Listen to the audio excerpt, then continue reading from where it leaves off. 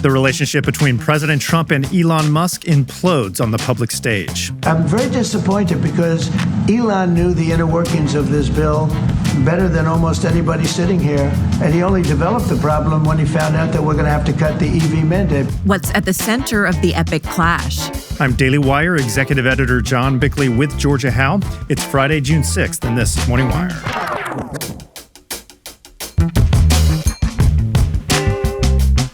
President Trump takes another swing at a sweeping travel ban. Will it survive legal challenges? We've seen one terror attack after another carried out by foreign visa overstayers from dangerous places all over the world. And President Trump and Congress demand a probe into the Biden auto pin controversy.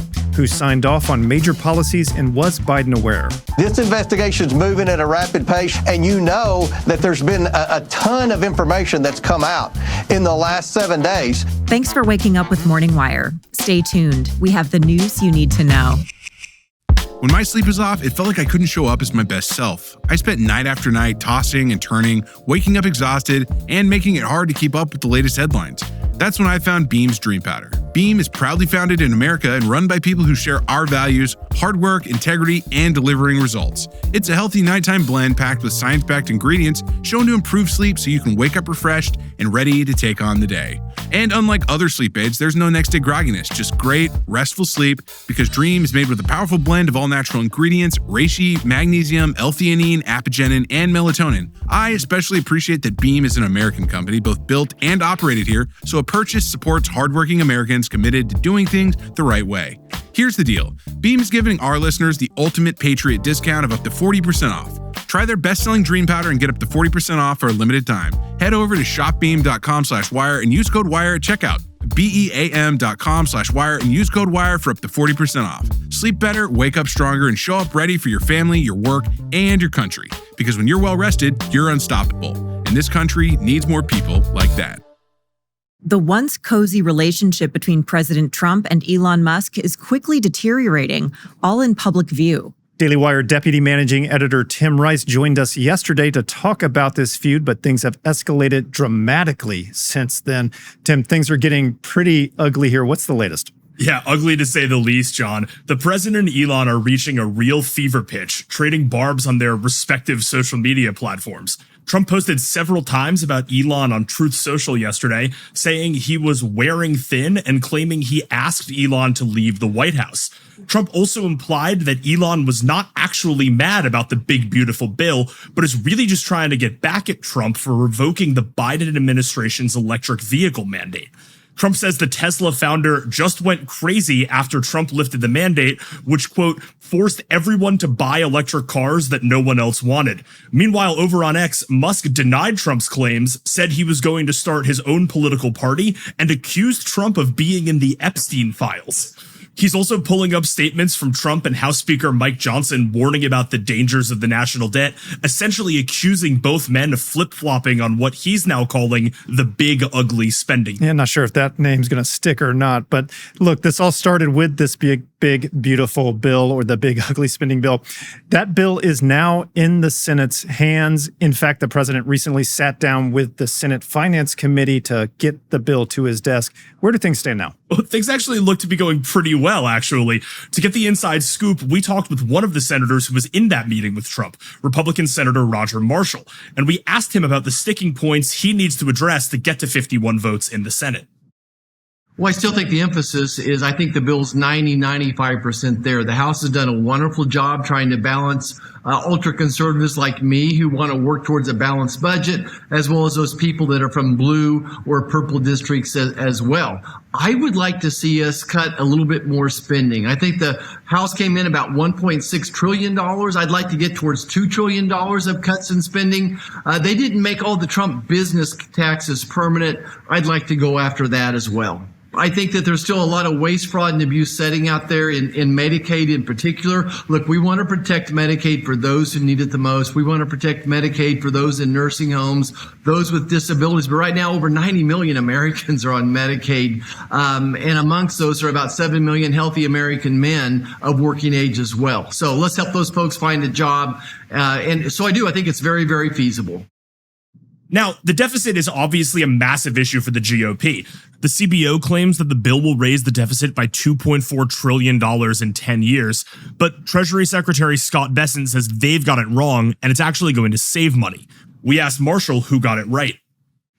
Well, I think the White House has it right, and certainly that was the thrust of the meeting yesterday with our finance committee and President Trump and his leadership. Look, the CBO doesn't do dynamic scoring. They really don't assume, or they don't really take into account what can happen to the economy if we make all these Trump tax cuts permanent. They consider a growth right now of 1.8%. The White House is modeling a 3% growth. And just think about it, this quarter, it looks like we're going to be at 4.6% growth. So I think it's very doable. Additionally, President Trump very confident that more tariff money is coming in, and he's really excited about $15 trillion of investment coming into this country as well. $15 trillion of commitment from other companies to come in here for investments, which is going to help grow the economy. So a pretty strong vote of confidence from Marshall, and also a good reminder that we're not done with tariffs just yet. Yeah, we're a long way done from tariffs. And Tim, you and I, our relationship will never explode publicly like Elon and Trump's. Hey, thanks so much for reporting. I promise. John. We've all been there. The nagging pain or persistent symptom that we know probably deserves medical attention, but somehow we keep putting it off. I'm too busy right now with deadlines at work. Or perhaps you convince yourself it'll heal on its own if I just give it more time. And when you finally admit you should see someone, there's that familiar roadblock. I don't know which doctor or specialist to go to. Luckily, ZocDoc is there to help. ZocDoc is a free app and website where you can search and compare high-quality, in-network doctors and click to instantly book an appointment. Finding the right doctor shouldn't be another hurdle in your healthcare journey. They connect you with over 100,000 doctors across every specialty. And you can easily filter for physicians who accept your insurance, practice near you, specialize in your specific needs, and come highly recommended by verified patients. From mental health to dental care, primary care to urgent treatment, quality healthcare that fits your life is just a few clicks away. Stop putting off those doctor appointments and go to ZocDoc.com/wire to find and instantly book a top-rated doctor today. That's ZocDoc.com/wire. ZocDoc.com/wire. This week, President Trump signed a travel ban that will prevent residents from a dozen nations from entering the U.S. Daily Wire senior editor Cabot Phillips is here to break it down. So, Cabot, this is Trump bringing back a signature policy from his first term. What do we know? So we all remember back in 2017 when President Trump implemented a travel ban on 7 countries, which the left labeled a, quote, Muslim ban. That policy was challenged in court by Democrats at the time, but ultimately upheld by the Supreme Court in 2018. But shortly after taking office in 2021, President Biden repealed that order, which he called a, quote, moral blight that inflicted pain on millions. Now, though, it is back and more expansive than ever. On Wednesday, President Trump announced a total ban for nationals from 12 countries, including Afghanistan, the Congo, Haiti, Iran, Somalia, and Yemen. That includes temporary visitors as well as those seeking permanent immigrant status. 7 more countries, including Venezuela and Cuba, will also face a partial ban. Now, while the order includes exemptions for existing visa holders and those whose entry, quote, serves U.S. national interests, aka heads of state, just about everyone else looking to come in from those countries will be held out. Wow. Now, what led up to this? Well, first and foremost, President Trump cited the terror threat posed by individuals from those specific countries. In a video announcing the order, he pointed to terror attacks and failed plots across the U.S. and Europe, saying it was a matter of national security. And he also offered details on the criteria they used for picking which countries to include. Among the national security threats their analysis considered are the large-scale presence of terrorists, failure to cooperate on visa security, inability to verify travelers' identities, inadequate record-keeping of criminal histories, and persistently high rates of illegal visa overstays. And to that last point, the White House offered specific numbers on countries with particularly egregious rates of visa overstays.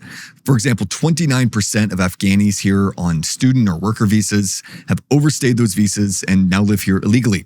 Likewise, 49% of B1 and B2 visa holders from Chad resulted in similar overstays. Trump says those overstay rates are indicative of what he calls a, quote, blatant disregard for United States immigration laws. And part of that broader effort is addressing illegal immigration in general, and the deportations are picking up. What are the latest numbers? Yes, they are. So President Trump has reportedly been dissatisfied with the number of criminal illegal aliens being arrested so far. To that point, it's been widely reported that top White House advisor Stephen Miller met with ICE officials recently and threatened to fire top brass if they do not begin detaining at least 3,000 illegals a day. And in response, ICE appears to be ramping up their efforts. On Tuesday, the agency made 2,200 arrests in a single 24-hour span. That is the largest single-day total in history. Now, at least a few of the individuals who were targeted for deportation have since been ordered to stay. What do we know about that? Yeah, so following the terror attack on Jewish demonstrators in Boulder last week, ICE officials detained the family of that attacker. The Trump administration said they had illegally overstayed their visa, which expired in 2023, and were, quote, investigating to what extent his family knew about this horrific attack, if they had knowledge of it, or if they provided support to it. The attacker's wife and 5 children who are Egyptian were then given expedited deportation orders. But on Wednesday, a U.S. district judge blocked their removal, saying, quote, deportation without process could cause irreparable harm. He ruled that they must remain in the U.S. while an appeal is heard in the courts. In response, the White House said, quote, this judicial coup must end. United States courts continue to give preferential treatment to illegal aliens, put American safety at risk. Well, another court battle over immigration. Cabot, thanks for reporting. Absolutely. President Trump has ordered an investigation into the Biden administration's use of the auto pen following new revelations about the apparent cover-up of Biden's mental and physical decline during his tenure. Here to discuss is Daily Wire reporter Amanda Prestigiacomo. Hey, Amanda. So tell us about this investigation. What exactly does Trump want looked into?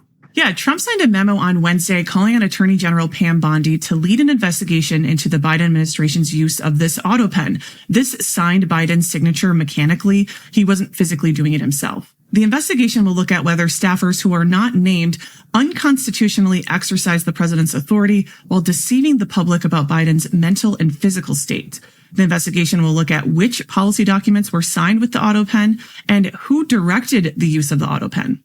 Trump has repeatedly spoken out about this. Here he is in the Oval Office yesterday. Well, look, the auto pen, I think, is the big scandal outside of the rigged election of 2020. I think the biggest scandal of the last many years is the auto pen.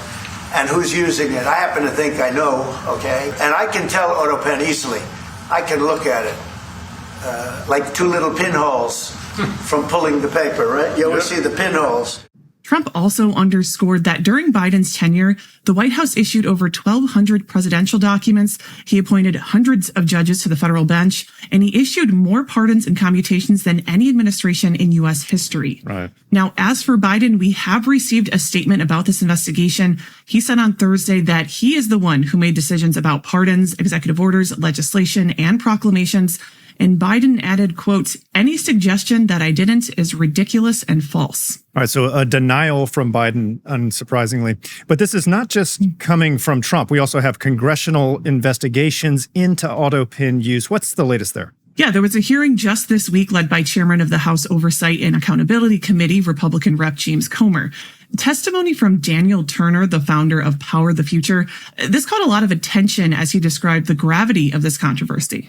This is impersonation of the president. Staffers, of course, have a lot of leniency in what they do working on behalf of the president. But these executive orders that we identified, there's no evidence of Joe Biden in first person, in his voice as president, talking about them. Turner, during his testimony, he highlighted an anecdote from House Speaker Mike Johnson. Just a few months ago, Johnson recalled a moment with then President Biden talking about an executive order he signed banning the export of liquefied natural gas. Johnson said that Biden had no idea what he was talking about, and he suggested that the president was likely signing things without knowing what they were.